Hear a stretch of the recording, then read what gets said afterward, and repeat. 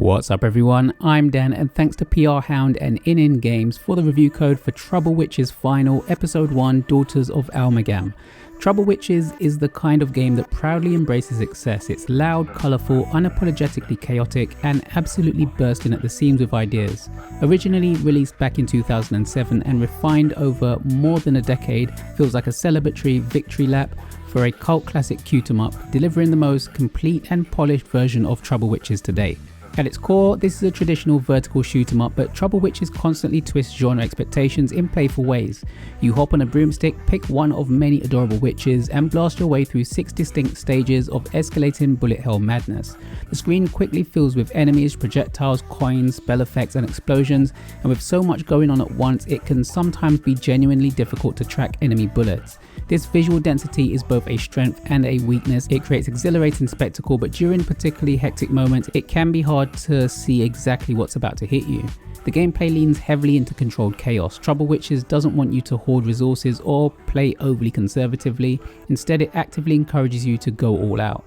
Enemies drop gold, which can be spent in the pumpkin shop on magic cards that function like bombs or power abilities. You can carry up to 3 cards at a time, and the game's design nudges you towards using them frequently rather than saving them for emergencies. This creates a very different rhythm compared to more traditional shmups, where bomb conservation is often key. Here, experimentation and indulgence are rewarded. One of the standout mechanics is the magic circle. By activating it, you slow down enemy bullets and convert them into coins, creating brief moments of clarity amid the chaos.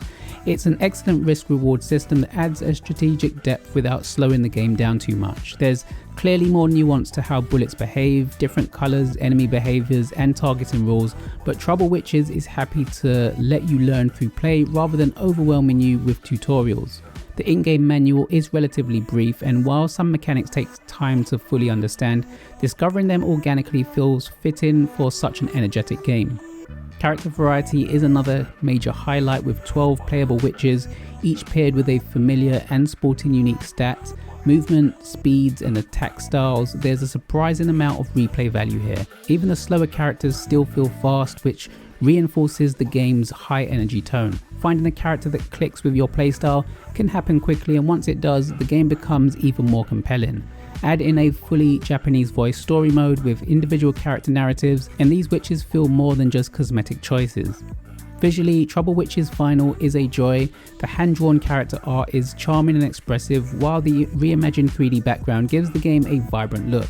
Colours are bold and brilliant, sometimes to the point of visual overload, but they suit the game's carefree personality. Enemy designs and attack patterns are varied and imaginative, keeping each stage feeling distinct. The music deserves special mention too, catchy, energetic and perfectly matched to the magical chaos unfolding on screen. Beyond the main story and arcade experience, the sheer number of modes is impressive also. Walpurgis Night cranks the intensity to absurd levels, Score Attack caters to competitive players, Endless Mode pushes your endurance, Boss Attack isolates the game's most thrilling encounters, and AC Mode preserves the original arcade version. Practice Mode rounds things out nicely, giving players space to improve without pressure. Ultimately, Trouble Witches is not a subtle game. Its chaotic gameplay, dense visuals and relentless action won't be for everyone, especially those who prefer clean, minimalist bullet patterns. But for players who enjoy colourful excess, playful mechanics and a shoot 'em up that encourages reckless fun over rigid optimization, this is a delightful experience. It's light-hearted, inviting and endlessly energetic, a perfect game to dip in between heavier, more serious titles, and a loving send-off for a uniquely charming bullet hell game. Trouble Witches Final Episode 1 Daughters of Amalgam is out now on the Nintendo eShop, priced at $26.99 in the UK and $29.99 in the US. Big thanks to you all for watching, hope you enjoyed the review, and until next time.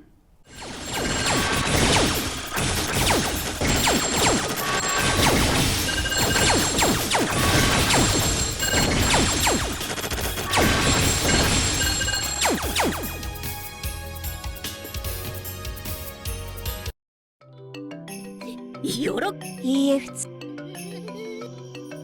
でしょうね。ね、確か。主に雪か。